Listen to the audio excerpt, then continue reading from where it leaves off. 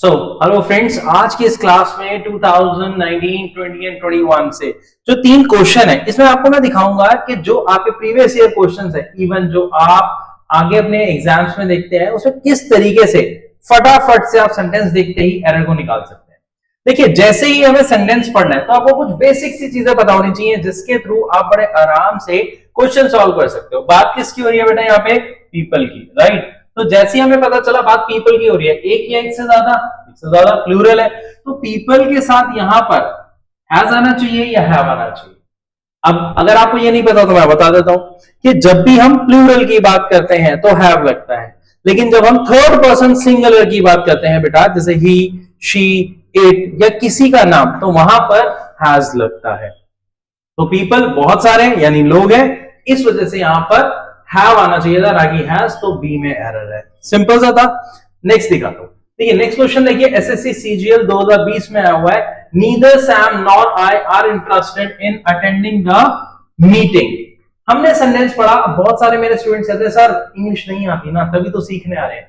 आपको इंग्लिश का सेंटेंस देख के ट्रांसलेशन नहीं करनी, आपको सिर्फ सेंटेंस को पढ़ना है और कंसेप्ट क्लियर होने चाहिए। बात किसकी हो रही है? सैम, आई, दो जनों की। स्टूडेंट्स को ऐसा लगता है, लेकिन यहां पे असल में दो जनों की बात नहीं हो रही, इसीलिए बच्चा एरर पकड़ नहीं पाता है। पहला वर्ड पढ़िए बेटा, क्या है? पहला वर्ड है नीदर। नीदर का मतलब कोई नहीं, इसका मतलब ना सैम ना आई।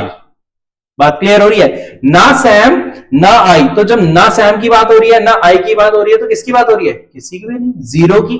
तभी तो है नीदर। ना मैं ना आप, तो बात किसकी हुई? किसी की भी नहीं। तो जैसे ही हमने बात की बेटा किसी की भी नहीं, तो वहां पर हम उसको सिंगुलर सपोज करते हैं। तो जब नीदर आ गया कि ना सैम ना आई, तो ये तो प्लूरल लगा दिया उसने, और बच्चे को लगता है सैम और आई दो व्यक्ति हैं, इसलिए आर सही है, और वो नो एरर जाके करता है। लेकिन हमें पता क्या होना चाहिए? नीदर जहां पे आ जाए, ईदर जहां पर आ जाए, वहां पर बात होती है एक की। ईदर का मतलब होता है कोई एक, और नीदर का मतलब होता है कोई भी नहीं। तो दोनों ही केस में हम सिंगुलर मानते हैं, इसलिए जो हमारी वर्ब आती है बेटा वो भी क्या आती है? सिंगुलर आती है। तो यहां पे आर की जगह क्या आना चाहिए था? इज। सेंटेंस ठीक हो गया। नेक्स्ट सेंटेंस देखते हैं। सीपीयू 2019 में आया हुआ सेंटेंस है। अगेन आपको ट्रांसलेट नहीं करना है सेंटेंस, सिर्फ सेंटेंस पढ़ना है। Economics is one of the best subject which I have found very difficult since school. ध्यान से समझना, सेंटेंस को हमने ट्रांसलेट बिल्कुल नहीं करना। क्या करना है? सबसे पहले पढ़ो इकोनॉमिक्स। बच्चा कहां गलती करता है? सर एस लगा हुआ है, एस का मतलब तो प्लूरल होता है। नहीं बेटा, एस का मतलब प्लूरल होता है जब वो नाउन में लगता है। पेन, पेन्स मतलब बहुत सारे, बॉय एक लड़का, बॉयज बहुत सारे लड़के। तो जब नाउन में एस लगता है तो वो प्लूरल होता है। लेकिन एक और चीज समझा देता हूं, यहां पे जब वर्ब में एस लगता है तो वो सिंगुलर हो जाती है। जैसे गो, जाना। लेकिन अगर गो के साथ एस लगा दिया आपने, एक्चुअली एस नहीं ई एस लगता है, तो गोज। प्ले, एस लगा दो, प्लेज। तो ये जो प्लेज है, गोज है, ये सिंगुलर वर्ब होती है, यानी ये थर्ड पर्सन सिंगुलर के साथ यूज होती है। ही के साथ, शी के साथ, इट के साथ। यहां पर एस किसके साथ लगा है? इकोनॉमिक, मतलब ये एक सब्जेक्ट है पूरा, ऐसे नहीं लगा। इकोनॉमिक सब्जेक्ट का नाम है, तो इसलिए यहां पर एस का कोई पंगा नहीं है।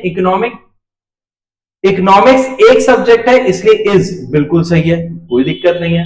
वन ऑफ द, अब ध्यान से समझना, जैसे ही हम किसी चीज को कैटेगराइज करते हैं बहुत सारों में से, मैंने कहा economics is one of the best subjects, यानी जो भी बेस्ट सब्जेक्ट्स हैं उनमें से एक है क्या? इकोनॉमिक्स। यानी जब आप कभी भी इस तरीके के सेंटेंस देखते हैं, ऑफ द आपको मिल जाए, तो वहां पर सब्जेक्ट नहीं, क्या आएगा? सब्जेक्ट्स। यानी जो हमारा नाउन आएगा बेटा वो प्लूरल आएगा, उसके साथ एस लगेगा ही लगेगा, ये फिक्स है। इसलिए आपने सुना भी होगा one of my best friends, friend नहीं, और बेस्ट भी गलत होता है, ये आपको बाद में बताऊंगा क्यों गलत होता है। तो वन ऑफ माई क्लासमेट नहीं, वन ऑफ माई क्लासमेट्स, मतलब मेरे बहुत सारे जो क्लास में पढ़ते हैं उनमें से एक की बात कर रहा हूं, तो क्लासमेट्स में से एक। ऐसे ही मेरे बहुत सारे दोस्तों में से एक दोस्त। So one of my friend नहीं, one of my friends. So I hope आपको इन तीनों क्वेश्चन से समझ आया होगा कि कितनी आसान तरीके से आप एरर फाइंड आउट कर सकते हैं। मेरी और वीडियोस देखने के लिए हमारे चैनल को अभी सब्सक्राइब करें, साथ ही साथ इस वीडियो को ज्यादा से ज्यादा शेयर करें। और अगर आप हमसे लाइव क्लास में जुड़ना चाहते हैं, यानी आप हमारी ऑफलाइन क्लास लेना चाहते हैं, तो आप मुखर्जी नगर में आके हमारी क्लासेस ले सकते हैं।